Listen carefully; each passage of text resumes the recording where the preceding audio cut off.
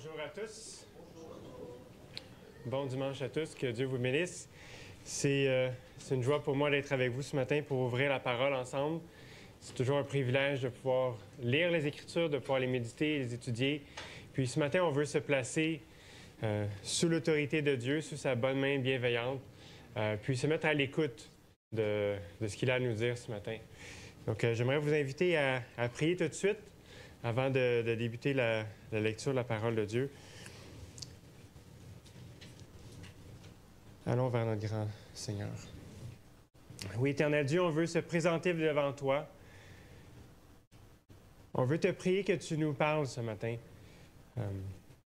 Que l'on soit un chrétien, une chrétienne de longue date, ou qu'on soit même quelqu'un qui cherche, qui se pose des questions sur toi. Seigneur, je veux te prier que tu puisses nous parler ce matin par ta parole. Que ce soit elle qui vienne parler à nos cœurs, par ton esprit. On veut s'arrêter et écouter. Parle-nous, Seigneur. Au nom de Jésus. Amen. Récemment, il y a des événements, il y a toujours des événements planétaires qui se produisent, mais il y en a certains qui ont touché un peu plus mon cœur, sur lesquels j'ai porté mon attention de manière plus particulière. Puis un de ces premiers moments, c'était les feux en Californie. Donc, vous avez vu certainement passer dans les nouvelles l'ampleur des feux. Puis j'ai choisi une image où est-ce qu'on voit de Getty Villa. En fait, on était en vacances en Californie au mois d'octobre passé. Puis il y a une villa, en fait, Getty, puis il y a aussi un musée. On allait visiter le musée.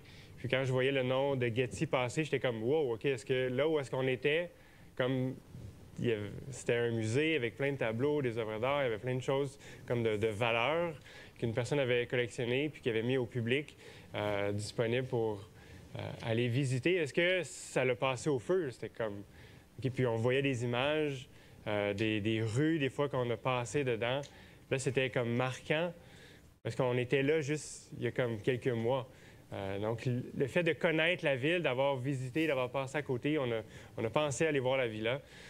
Je ne sais pas finalement qu'est-ce qui s'est passé avec elle, mais le musée, je sais que lui, il était protégé.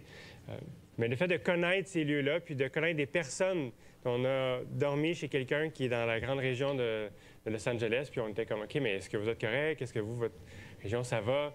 Est-ce que vous êtes affecté? Puis, on remercie Dieu. De leur côté, tout a bien été, mais il y en a plusieurs qui ont eu leur maison ravagée. Leur vie a été chamboulée du jour au lendemain à cause de ces feux. Mais le fait de connaître des gens, d'avoir été dans ces lieux, d'avoir marché là, d'avoir roulé sur une avenue qui est maintenant ravagée par le feu, ça rendait la situation beaucoup plus tangible, beaucoup plus... c'est comme mes émotions étaient affectées. C'était pas juste « OK, il y a un feu ». Non, c'était plus concret dans mon cœur. Puis de manière un peu semblable, dans la prochaine diapositive, on voit des images de guerre qui ont lieu en ce moment. Donc, depuis une semaine, il y a eu des résurgences parce que ça fait des années qu'il y a des moments de guerre, mais au Congo, dans l'Est, à la ville de Goma, je lisais une lettre de nouvelles, puis une personne que je suis en train de côtoyer, que j'apprends à connaître, un petit groupe de personnes, puis là, il partageait dans sa lettre que sa ville natale, là où il a grandi, bien, était en zone de combat maintenant. Donc, il y a vraiment des gens en train de fuir, il y a des morts, on rapportait tout récemment qu'il y avait au-dessus de 700 personnes décédées, au-dessus de 2800 blessés.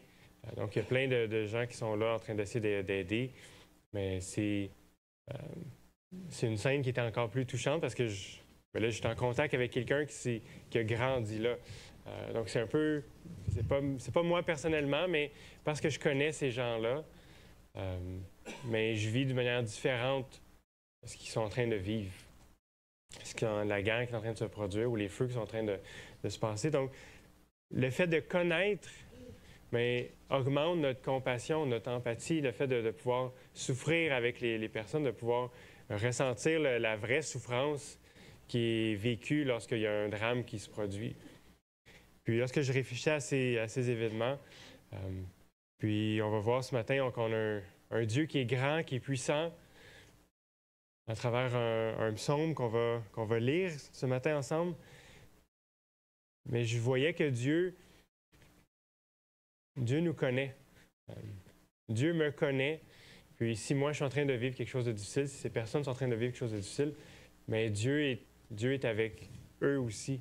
Parce que Dieu n'est pas indifférent, mais parce que Dieu me connaît, mais Dieu peut avoir compassion de moi, peut souffrir quelque sorte envers moi, avec moi, puis manifester de la compassion, de la bienveillance, de la bonté, puis me prendre la main à travers ces situations difficiles. Donc, ce matin, on va lire le psaume 24 qui nous présente un Dieu qui connaît tout, qui nous présente un Dieu qui connaît tout, qui nous connaît, qui a la terre dans ses mains. Puis, je vous invite à tourner. On va lire dans les psaumes, le psaume 24, un psaume de David.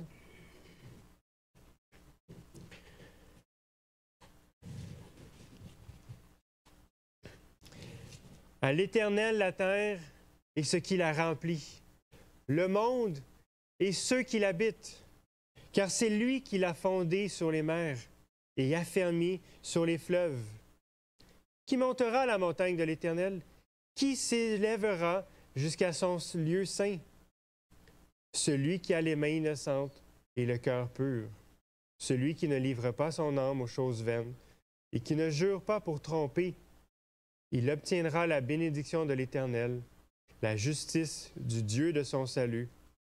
Telle est la génération de ceux qui le recherchent, de ceux qui cherchent ta face, de Jacob. Porte, élevez vos linteaux, élevez-vous, portail éternel, que le roi de gloire fasse son entrée. Qui est ce roi de gloire? L'Éternel, le fort et le héros, l'Éternel, le héros de la guerre. Porte, élevez vos linteaux, élevez-les, portail éternel, que le roi de gloire fasse son entrée. Qui donc est ce roi de gloire? L'Éternel des armées, c'est lui, le roi de gloire. Amen. Si on regarde, premièrement, les 2 premiers versets, puis peut-être ça va nous paraître évident, mais juste le mentionner, un psaume, c'est un cantique, c'est un chant, c'est une chanson. Puis, une des particularités qu'on a souvent en chanson, c'est celle d'avoir une composante narrative, poétique, pas narrative, justement. C'est pas une histoire qu'on raconte souvent, mais c'est sous forme d'un poème.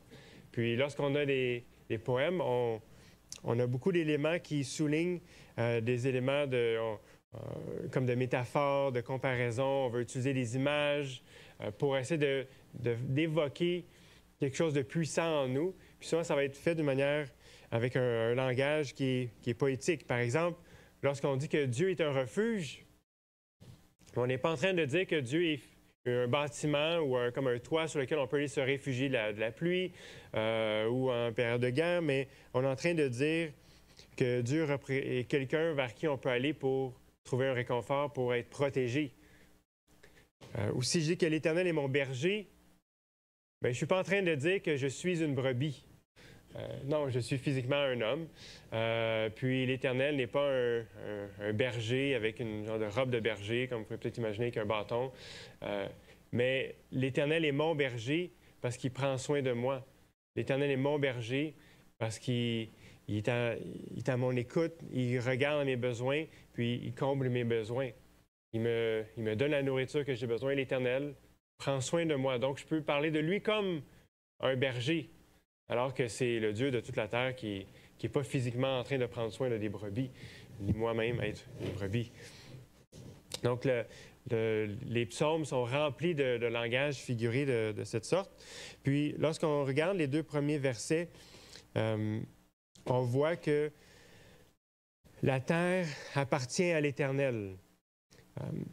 C'est dit de cette manière. À l'Éternel, la terre et ce qui la remplit, le monde et ceux qui l'habitent. Donc, c'est à l'Éternel, la terre.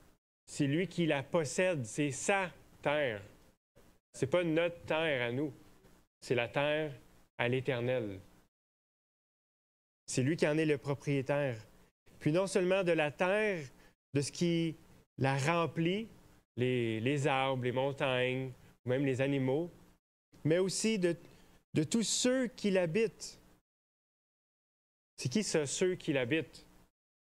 C'est nous. Nous appartenons à l'Éternel. Nous appartenons à Dieu. On aime mettre beaucoup d'accent sur la liberté humaine. On a eu des enjeux, puis il y a encore des enjeux de société aujourd'hui où, que ce soit de manière officielle, légale, certaines personnes vont appartenir à quelqu'un d'autre. Mais on appartient tous à Dieu.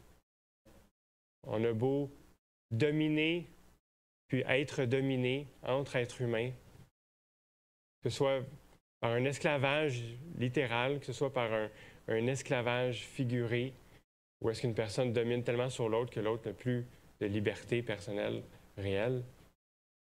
Mais c'est Dieu, notre vrai propriétaire. Puis c'est un bon Dieu. C'est quelqu'un qui prend soin de nous, qui est, comme je l'ai mentionné plus tôt, un berger.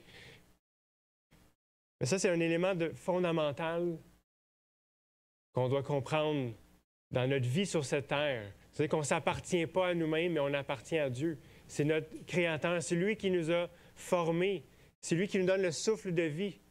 C'est lui qui me permet de me tenir devant vous ce matin, non seulement par la santé, mais par le souffle même de vie. Si Dieu retirait sa main, mais tout s'écroulerait.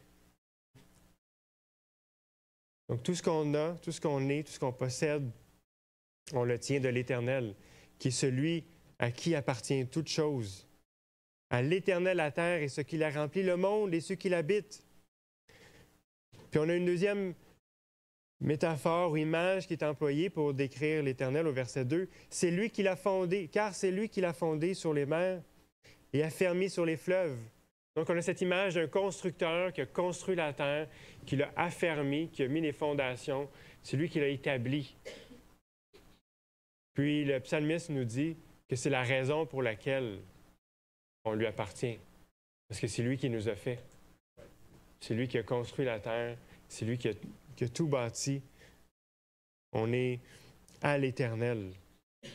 Cette image de l'Éternel qui fonde la terre sur les mers, affermi sur les fleuves, mais c'est tout à fait ce qu'on peut voir de nos propres yeux autour de nous. On voit que la terre est fondée, affermie sur ces mers qui l'environnent. Donc, on a vraiment cette description de l'Éternel comme le Dieu créateur. Un portrait de l'Éternel comme celui qui nous a créés, puis comme nous étant ses créatures. Donc, c'est lui qui est créateur, nous qui sommes ses créatures. Donc, c'est important de se rappeler qu'on lui appartient à l'Éternel. Puis aussi que Dieu tient toutes choses en ses mains. Il n'y a rien qui lui échappe. On ne peut pas se sauver de lui à nulle part. Tout lui appartient. Puis on ne peut pas non plus se perdre loin de lui parce que tout lui appartient. Il connaît tout. Toute la terre est entre ses mains. Donc on peut être rassuré qu'on ne peut pas se retrouver jamais à un endroit où est-ce qu'on est hors de portée de la main de l'Éternel pour prendre soin de nous. Amen. Enfin, Dieu nous connaît personnellement. On ne peut pas échapper à sa main bienveillante. Dieu nous connaît personnellement. Puis c'est quelque chose qui est parfois difficile à accepter ou à saisir, que Dieu m'aime.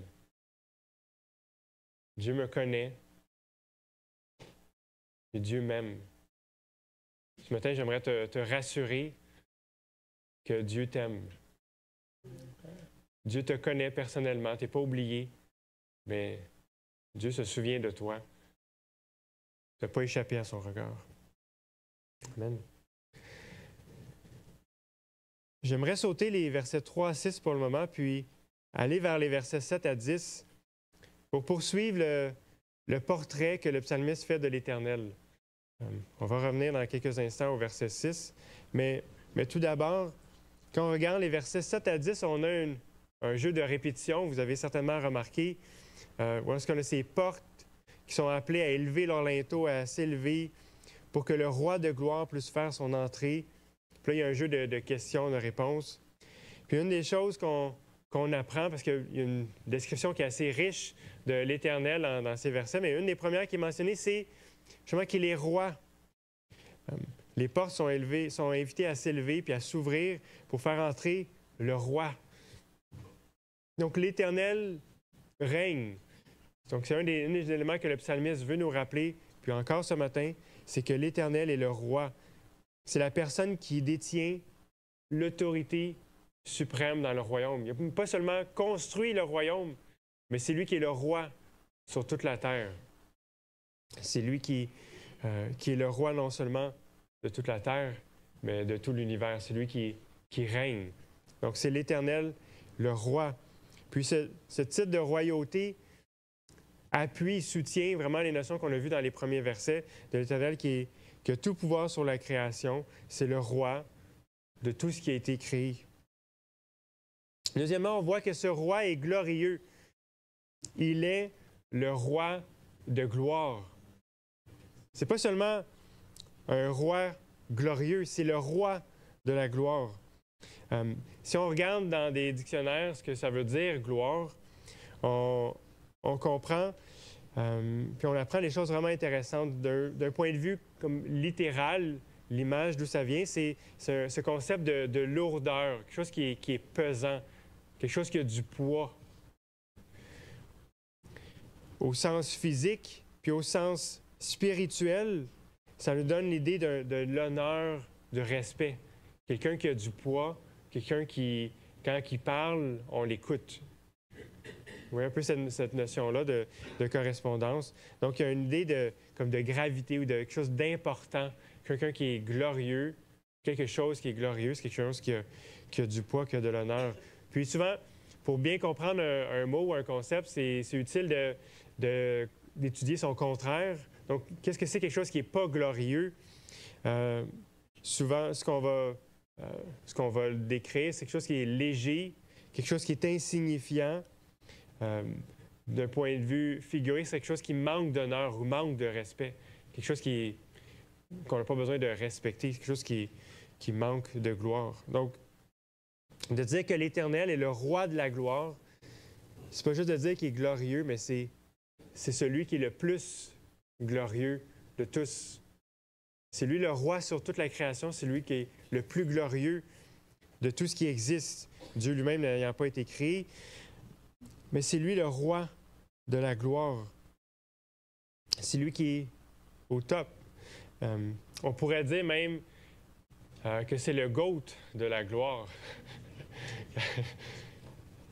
GOAT, c'est une expression qu'on entend aujourd'hui, the greatest of all time. C'est lui le plus grand de tous les temps en matière de gloire. Il n'y a personne qui n'aura jamais été aussi glorieux que l'Éternel, puis il n'y a personne qui ne sera jamais aussi glorieux que lui. Personne ne peut le surpasser, puis même pas de proche, là. Il est de loin celui qui surpasse tout le monde en matière de gloire. Donc, c'est lui qui mérite le plus notre honneur et notre respect. Puis de loin. On voit également dans ces versets que l'Éternel, on le voit au verset 8, le fort. L'Éternel est fort. Dans les histoires, que ce soit dans les films ou dans des livres, il y a souvent des personnages types. Puis parfois même, ces personnages-là vont venir en paire. Il va y avoir un contraste entre deux personnages. Puis un des contrastes qu'on voit quand même assez régulièrement dans les histoires, c'est celle d'une personne qui est pauvre, méprisée au niveau de la société, mais dont le caractère, la valeur personnelle est vraiment grande. Quelqu'un qui va être courageux, quelqu'un qui va être droit, qui va faire le bien, qui va prendre soin. Il n'est presque rien, il est pauvre, mais il va donner à d'autres qui sont pauvres. Fait qu'on a cette personne qui est bas en termes aux yeux de la société, qui est abaissé, qui est humble, mais qui a une grande valeur interne, personnelle. Puis souvent, cette personne-là va être contrastée avec une personne d'importance au niveau de la société, un roi, une personne aristocrate dans la société, ou quelqu'un qui est bien placé, qui est honoré aux yeux de la société, mais qui en réalité ne vaut rien personnellement. Elle est faible, méprisable. C'est un roi qui va à la guerre, il ne sait pas se battre, mais c'est lui qui commande l'armée, puis tout le monde doit l'écouter puis le protéger. Il n'y a aucune valeur en lui-même. Même lorsqu'il est testé dans son caractère, bien, il est jugé faible. Quelqu'un qui a peur, quelqu'un qui va tromper, quelqu'un qui va trahir les autres pour se protéger soi-même. Il va faire des choses méchantes. Puis souvent, on a ce contraste-là de personnages. Puis on aime dans les histoires de présenter quelqu'un qui est élevé pour la société, tel un roi, puis de justement le présenter sous un jour que c'est une personne qui est en fait méprisable. Puis c'est une réalité. C'est pas parce que quelqu'un est élevé en société que c'est une bonne personne, puis que c'est un modèle. Mais quand on arrive à l'Éternel, non seulement il est le plus élevé, il a la position d'honneur parmi tous, c'est le roi, mais c'est un roi qui est fort. C'est un roi qui n'est pas méprisable. C'est un roi qui est puissant. C'est un roi qui peut faire quelque chose. C'est un roi qui peut sauver. C'est un roi qui a la force de faire ce qu'il veut faire. Donc, on a vraiment ce portrait de louange de ce roi qui est fort, qui est puissant. Puis même qu'on nous dit, c'est un héros de guerre. Il est l'Éternel, le fort et le héros, l'Éternel, le héros de la guerre. Donc, c'est étroitement lié ensemble, cette idée de force, puis ce héros de guerre qui est présenté. Puis même un peu plus loin, on a cette image de l'Éternel des armées. L'Éternel est présenté souvent dans les Écritures comme étant un guerrier, comme étant quelqu'un qui combat. Puis, à la lumière de même cette première histoire que je vous ai racontée avec les combats qui se passent à Goma, on est en train de se dire, OK, mais est-ce qu'on veut que l'Éternel soit un guerrier? Est-ce qu'on aime que l'Éternel soit un guerrier? Est-ce que c'est pas une mauvaise chose, quelqu'un qui se bat et qui fait la guerre? Il y a dans des mythologies, d'autres religions, il y a des dieux de la guerre. Là, c'est ça leur job. C'est ça qu'ils sont reconnus pour. C'est le dieu de la guerre. Puis qu'est-ce que ça veut dire dans ce cas-là, quand on regarde ces exemples-là? C'est que c'est des dieux qui aiment la guerre. Ils aiment la violence. Ils aiment quand les gens se battent, puis il y en a qui meurent. Ça, c'est ce genre de portrait-là qu'on a dans le monde. Ce portrait que des humains ont créé, d'un dieu de la guerre. Puis on ne veut pas ce genre de dieu-là, n'est-ce pas? Mais lorsque les Écritures nous présentent l'Éternel comme étant le Dieu de la guerre, ce que c'est en train de souligner, c'est que c'est un Dieu qui est capable de nous défendre. C'est un Dieu qui est capable de vaincre ses ennemis. Parce qu'il y a des ennemis spirituels. Il y a des ennemis qui font la guerre à l'Éternel. Mais l'Éternel est un Dieu qui vainc ses ennemis. Un Dieu qui a la victoire. Un Dieu qui peut donner non seulement une victoire à une guerre qui est physique, mais une guerre qui est spirituelle également. Contre la tentation, contre le péché. Dieu peut nous donner la victoire. Dieu est un Dieu guerrier, en ce sens qu'il peut vraiment venir nous protéger, qu'il peut vraiment venir prendre soin de nous. C'est un bon berger. C'est un Dieu d'amour. Mais c'est un berger qui peut nous protéger lorsque le lion arrive. Donc, il faut vraiment prendre le portrait complet de l'Éternel, qui est un Dieu riche, qui représente tout ce qu'il y a de meilleur. C'est le Dieu qui est notre modèle ultime. Donc, vraiment, l'Éternel est cette forteresse, ce roi guerrier qui peut prendre soin de nous, qui peut nous protéger, qui peut prendre soin de sa ville, qui peut prendre soin de son pays contre l'ennemi. Puis, quand on regarde, en fait, toute cette série de versets de 7 à 10, on voit que l'Éternel est un roi triomphant. C'est un petit peu le portrait même, quand on regarde cet échange qui se produit dans le texte, c'est un peu ce portrait qu'on a. Puis on a un exemple dans les Écritures en 1 Samuel 18, les versets 5 à 7. Donc, ça se passe un peu après que David ait battu Goliath, puis David commence à être est établi dans l'armée du roi Saül, puis il sort, puis il va combattre. Puis ça nous dit, David allait partout David allait partout où l'envoyait Saül, et il y avait du succès. Il fut mis par Saül à la tête des gens de guerre, et il avait la faveur de tout le peuple, même des serviteurs de Saül. Au moment où les gens rentraient, lors du retour de David, après qu'il eut frappé le Philistin, les femmes sortirent de toutes les villes d'Israël en chantant et en dansant à la rencontre du roi Saül, au son des tambourins, des cris de joie et des triangles. Les femmes se répondaient en riant les unes aux autres et disaient « Saül a frappé ses 1000 et David ses 10 000. » Donc, je ne sais pas si vous voyez ce portrait de David qui sort de la ville, qui va à la guerre, qui va combattre les Philistins. Puis quand il rentre à la ville accueille l'armée, puis il se réjouit, célèbre. Donc, ils sont aux portes de la ville qui ouvre ses portes, puis il y a le roi, puis l'armée triomphante qui rentre. David n'est pas encore roi à ce moment-là, mais on a cette idée des gens de guerre qui rentrent, puis c'est la célébration.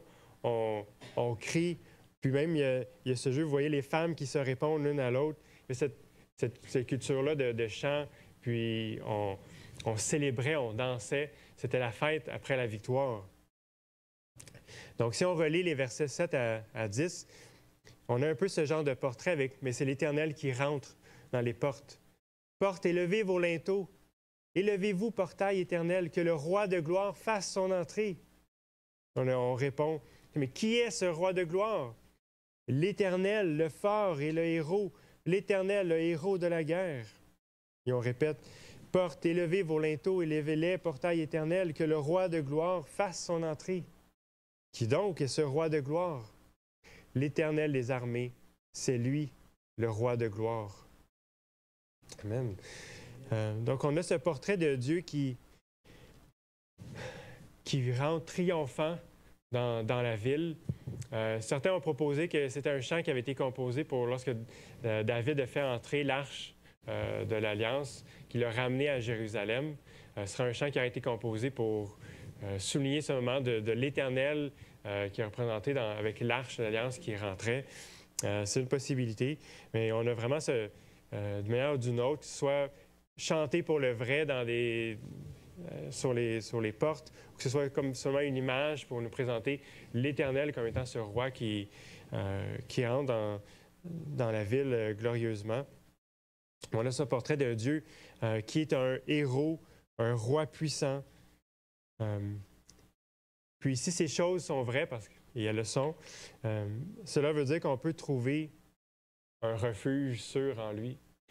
C'est-à-dire qu'on peut se réfugier en Dieu. Parce que c'est un roi fort, puissant. Combien grand est ton Dieu? J'aimerais vous poser la question, puis vous donner l'opportunité de vous arrêter un instant puis réfléchir. On a cette description dans le psaume de l'Éternel qui est plus grand que tout ce qu'on peut imaginer, qui est le plus grand de tous, le plus glorieux. Mais combien grand est ton Dieu? C'est-à-dire combien grand est-ce que tu vois Dieu? Est-ce que tu le vois capable de te délivrer? Est-ce que tu le vois capable de prendre soin de toi, de t'entendre? Ou est-ce que tu as l'impression que Dieu est loin puis il ne peut rien faire pour toi? J'aimerais t'encourager ce matin à te rappeler ces vérités que l'Éternel est le roi, un héros, celui qui a toute la terre entre ses mains. Il peut t'entendre, il peut prendre soin de toi, il peut répondre. Amen. Donc, si on revient à ces versets 3 à 6,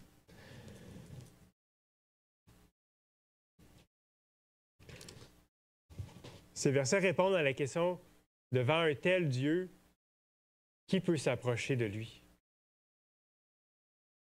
Qui peut s'approcher de l'Éternel s'il est autant glorieux, s'il est aussi puissant, aussi grand, aussi fort? Qui peut s'approcher d'un Dieu aussi redoutable? qui tient le monde dans sa main, devant ce Dieu guerrier. Et le verset 3 pose ces questions. Qui montera la montagne de l'Éternel? Qui s'élèvera jusqu'à son saint lieu? Qui se tiendra dans son saint lieu? Qui est-ce qui peut faire ça? Qui est-ce qui peut se présenter devant l'Éternel? Puis la réponse qu'on a au verset 4 jusqu'au verset 6, c'est la suivante. Celui qui a les mains innocentes et le cœur pur, celui qui ne livre pas son âme aux choses vaines et qui ne jure pas pour tromper.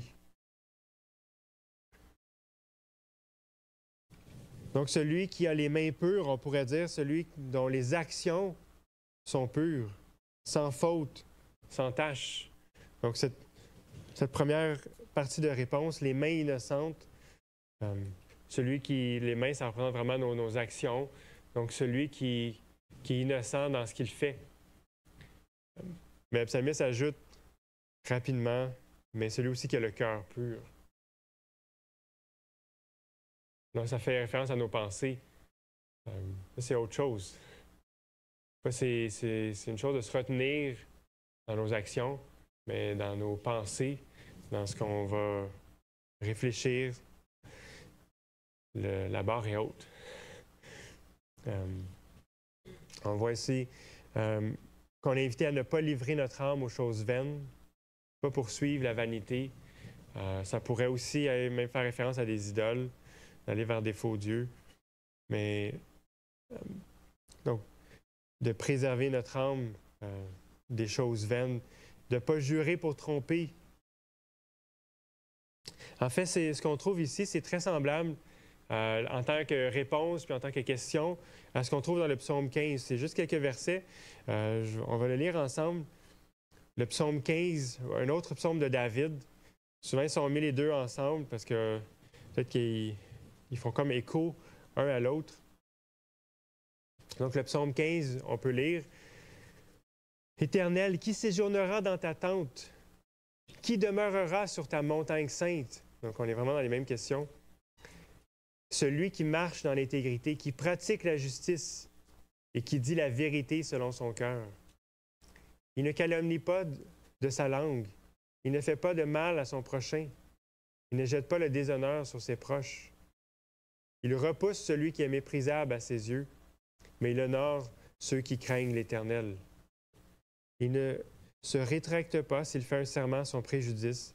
Il ne prête pas son argent à intérêt. Et il n'accepte pas de présent contre l'innocent. Celui qui agit ainsi ne chancellera jamais. Donc, on a cette même idée, mais qui est développée en plus de détails, de celui qui garde sa voie, qui fait le bien, qui pratique le bien, qui ne fait pas le mal.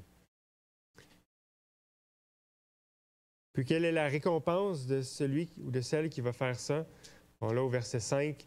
Il obtiendra la bénédiction de l'Éternel, la justice du Dieu de son salut. Donc, dans le temps de David, les croyants étaient sous la loi de Moïse. Puis, ce qu'on lit ici, ça reflète les exigences qu'on a dans la loi de Moïse. C'est tous des commandements qui sont tirés de ce qu'on va trouver dans la Torah, dans le Pentateuque, dans les premiers livres des Écritures. Tous ces commandements-là, tout ce qui est écrit dans le psaume, reflète vraiment ce qui avait été donné à Moïse et au peuple d'Israël lors de leur sortie d'Égypte. Même la bénédiction à la personne qui va obéir, qui va suivre la loi, puis la malédiction, par exemple, dans Deutéronome, c'est particulièrement clair, la malédiction au peuple d'Israël s'ils abandonnent la voie de l'Éternel. C'est comme la voie qui est devant eux. Si tu suis les commandements de l'Éternel, bien, tu vas recevoir la bénédiction, mais si tu abandonnes les commandements de l'Éternel, bien, il va y avoir la malédiction. Puis c'était essentiellement des plaies que l'Éternel allait faire venir sur le pays pour ramener le peuple à lui. C'est comme une correction que l'Éternel allait faire pour ramener Israël vers son Dieu. Donc, ce qui est important de se rappeler, c'est que de mettre en pratique la loi, de garder ses mains innocentes, de son cœur pur, de ne pas livrer son âme aux choses vaines, de ne pas jurer pour tromper, obéir à ces commandements-là que l'Éternel a donnés, mais c'est une manière de s'attacher à Dieu. La désobéissance, c'est l'abandon de l'Éternel. La désobéissance, c'est le rejet de sa royauté sur nos vies, de sa seigneurie. C'est ici qu'on revient avec cette idée de royauté qu'on a vue dans le reste du psaume. Si on rejette la loi de l'Éternel, on est en train de rejeter l'Éternel comme roi sur nos vies. Donc, de s'attacher à sa loi, de s'attacher à ses commandements, à ses principes, c'est de s'attacher à l'Éternel même. C'est de chercher l'Éternel, comme on le voit au verset 6. Telle est la génération de ceux qui le cherchent, qui le recherchent, de ceux qui cherchent ta face, de Jacob. Donc, c'est une invitation à chercher l'Éternel. Puis, c'est intéressant aussi au verset 5 de noter, parce qu'on parle du salut, mais ici, c'est le Dieu de son salut. C'est pas qu'en faisant toutes ces choses, il va se sauver. C'est pas qu'en obéissant à la loi de l'Éternel, le croyant va se sauver. Donc, c'est plutôt, c'est ce qui précède, en fait, l'obéissance qui sauve la personne. C'est l'attachement à l'Éternel, puis la foi en Dieu. Même historiquement, la sortie d'Égypte, comme le salut d'Israël, sa libération, a précédé le don de la loi. Donc, c'était pour un peuple que l'Éternel appelait « mon fils ». C'est pour ce peuple-là que l'Éternel a donné la loi. C'est afin de préserver leur communion ensemble. Ce qui nous sauve, on l'a célébré avec la table du Seigneur ce matin, ce n'est pas notre obéissance. Parce qu'en fait, on n'aura jamais les mains innocentes complètement. On n'aura jamais le cœur pur complètement. On a besoin que le sang de Jésus vienne nous laver de ses souillures pour pouvoir se présenter devant Dieu. Donc, si on veut aller vers l'Éternel, on a besoin de passer par le Fils qui va nous laver, mais de se détourner du mal puis de s'attacher au bien, c'est une manifestation de notre désir d'appartenir à son royaume, de marcher avec lui, de lui ressembler, d'être transformé à l'image de celui qui nous a appelés à lui. Donc, c'est vraiment comme un mouvement d'obéissance, d'appartenir à l'Éternel, puis de marcher dans ses voies, puis de le reconnaître comme roi, comme Seigneur de nos vies. Donc, on est appelé à s'attacher à Dieu, on est appelé à se soumettre à sa royauté, à écouter sa voix, puis à nous soumettre à sa direction. Donc, est-ce qu'on est à l'écoute de l'Éternel? Est-ce qu'on est prêt à suivre celui qui est non seulement notre Sauveur, mais notre Seigneur? À notre berger qui nous conduit là où est-ce que lui veut qu'on aille? On sait que c'est pour notre bien. Est-ce qu'on est prêt à suivre l'Éternel? Puis, je pense que ça nous invite aussi, ces versets 4 à 6 en particulier, à réfléchir à la manière dont on s'approche de l'Éternel. On ne peut pas s'approcher de lui de n'importe quelle manière. On est appelé à venir tel que nous sommes, mais on n'a pas besoin de mériter notre place devant lui. Dieu nous l'a acheté, notre place, notre droit de nous présenter comme sur la croix. Donc, on est invité à venir à Dieu tel qu'on est, mais en sachant devant qui on se présente. Donc, avec l'honneur qui lui est dû, avec le respect qui lui est dû, l'adoration qui lui est due. Amen. J'aimerais terminer avec la relecture du psaume, puis on va essayer quelque chose, OK? On peut revenir au verset 1 et 2, s'il vous plaît? On va lire en assemblée le psaume, mais on va se diviser en deux groupes. Okay? Donc, est-ce que ceux qui sont en haut sont capables d'être une voix? Une seule voix? Il faut parler, il faut une voix forte, là. Oui, OK. Donc, juste pour être... Peut-être que je ne mélange pas dans vos voix. Donc, vous voyez qu'il y a du texte en noir sur un fond comme blanc, Puis il y a le texte qui est écrit en blanc. Donc, à l'Éternel, la terre et ce qui la remplit, ça va être un groupe. Puis l'autre groupe va dire le monde et ceux qui l'habitent. Donc, sur la mezzanine, on va lire le texte qui est en noir avec le fond gris. Puis en bas ici, on va dire les paroles, le monde et ceux qui l'habitent. Donc, on va faire pour une première, on va dire le psaume pour une première fois, juste les 2 versets. Après ça, on va recommencer. Fait que ça, c'est la pratique, OK? Donc, en haut, de David, psaume. Ensuite. À l'Éternel, la terre, c'est ceux qui l'habitent. Le monde, c'est ceux qui l'habitent. Car c'est lui qui l'a fondé sur les mers. Et a mis sur le fleuve. OK, c'est bon. OK, mais il faut un peu plus de tonus, là, en haut, là. OK? Ouais. Surtout quand on va arriver vers la fin, là, il faut du corps un peu, là. OK, on le reprend, puis après ça, on va continuer la lecture. Donc, de David, psaume. À l'Éternel, la terre et ceux qui la remplit. Le monde et ceux qui l'habitent. Car c'est lui qui l'a fondé sur les mers et a fermé sur les fleuves. Qui montera à la montagne de l'Éternel? Qui s'élèvera jusqu'à son lieu saint? Celui qui a les mains innocentes et le cœur pur. Celui qui ne lit pas son âme aux choses vaines et qui ne jure pas pour tromper. Il obtiendra la bénédiction de l'Éternel, la justice du Dieu de son salut. Telle est la génération de ceux qui le cherchent, de ceux qui cherchent la face du Seigneur. Porte et élevez-vous les héros, élevez-vous, portail éternel, que le roi de gloire fasse son entrée. Qui est ce roi de gloire? L'Éternel, le fort et le héros. L'Éternel, le héros de la guerre.